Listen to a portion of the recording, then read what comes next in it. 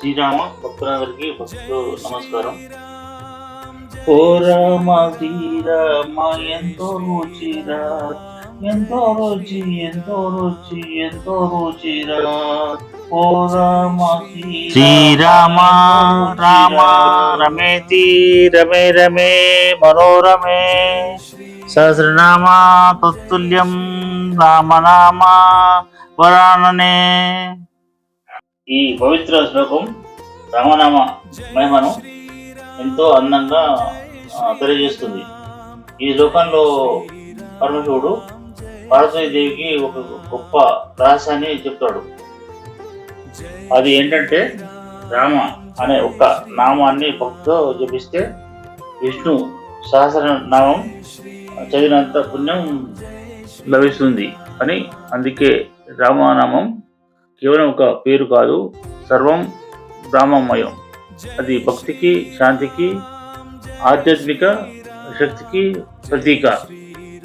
రామనామం వినగానే మనసుకు కలిగే ఆనందం, భక్తికి కలిగే ఆత్మశాంతి మాటల్లో చెప్పలేనిది. శ్రీరామ నవమి విశిష్టత ఏమిటి? ఈ పవిత్రమైన రోజున ఎందుకు శ్రీరాముడిని ప్రత్యేకంగా పూజిస్తారో ఈ వీడియోలో తెలుసుకోండి. శ్రీరామ నవమి ఇది కేవలం ఒక పండుగ కాదు, ఇది హిందూ ధర్మం భూమిపై అవతరించిన పవిత్ర రోజు. ఈ రోజు చేసే చిన్న పూజ కూడా మన ఇంటికి శాంతి, శుభం, ఐశ్వర్యం తీసుకురాగలదని పెద్దలు చెప్తారు. అయితే ఈ రోజు అసలు విశిష్టత ఏంటో ఇప్పుడు తెలుసుకుందాం. ఇంకా ఒక ముఖ్యమైన విషయం ఉంది, ఈ వీడియో పూర్తిగా చూడండి, లేకపోతే మంచి విషయం మిస్ అవుతారు. అయోధ్య మహిమను తెలుసుకుందాం. అయోధ్యపురి మహా గొప్ప నగరం. ఇది కేవలం ఒక రాజ్యం కాదు, ధర్మం, రాజనీతి, సంస్కారం, శౌర్యం కలిసిన పవిత్రమైన స్థలం. అక్కడే దశరథ మహారాజు పాలనలో శ్రీరాముడు జన్మించాడు. అందుకే అయోధ్యకు అపారమైన ఆధ్యాత్మిక మహిమ ఉంది.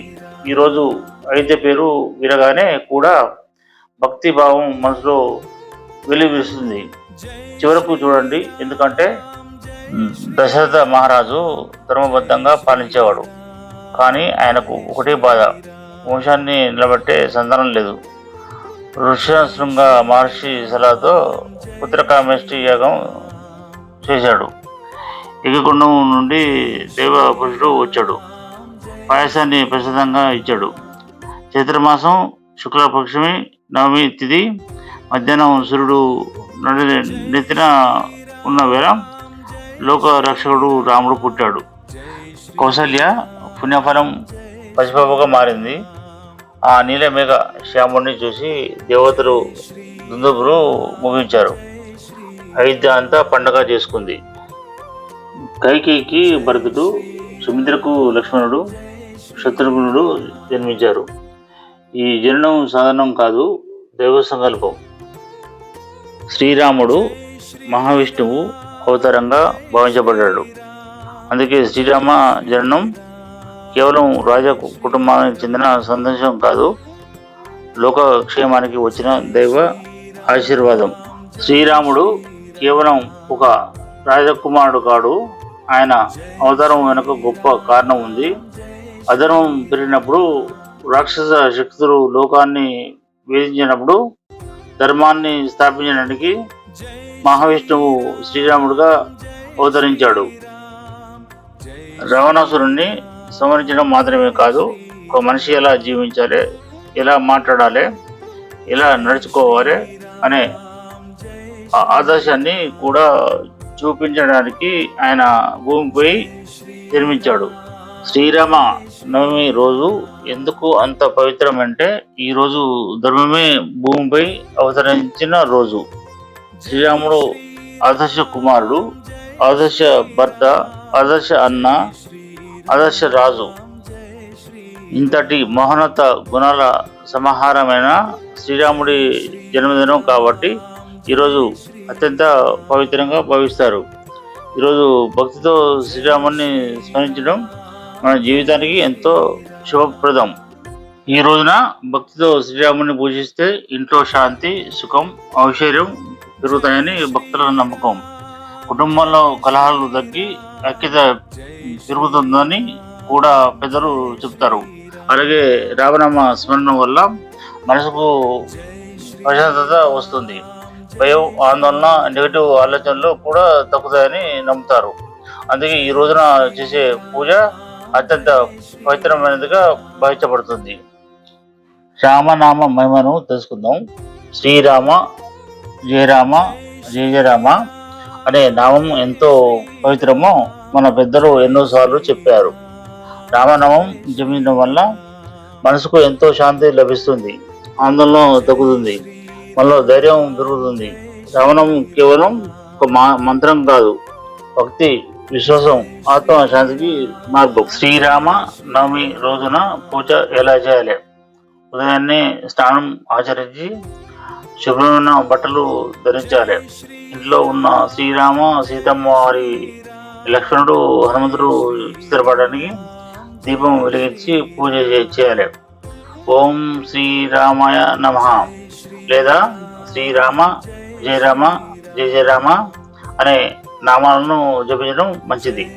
అలాగే పానకం, వడపప్పు, చలివిడి వంటి నైవేద్యాలు సమర్పించడం ఈరోజు ఎంతో శుభప్రదంగా భావిస్తారు.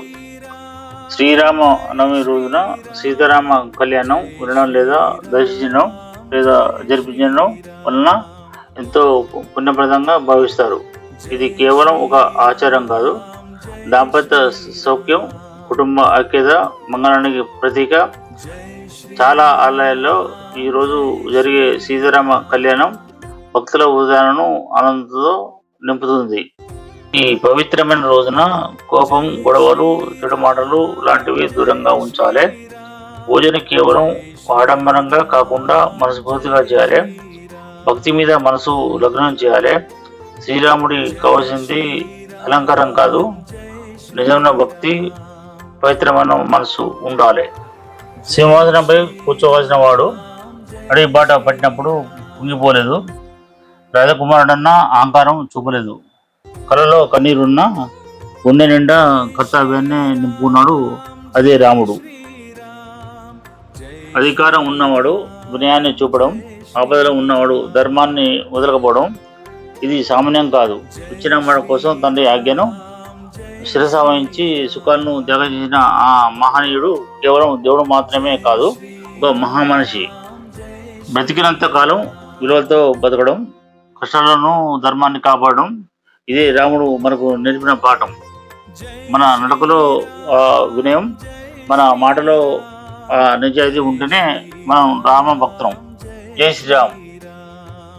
అంతటి మహోన్నత వ్యక్తిత్వం కలిగిన శ్రీరాముడి ఆశీస్సులు మనందరిపై ఉండాలని ఆకాంక్షిస్తూ అందరికీ శ్రీరామ నవమి శుభాకాంక్షలు. ఈ వీడియో మీకు నచ్చితే లైక్ చేయండి. మరిన్ని భక్తి విశేషాల కోసం మా ఛానల్ని సబ్స్క్రైబ్ చేయండి. జై శ్రీరామ్. మరిన్ని ఆసక్తికరమైన భక్తి వీడియోలతో కలుద్దాం. ధన్యవాదాలు.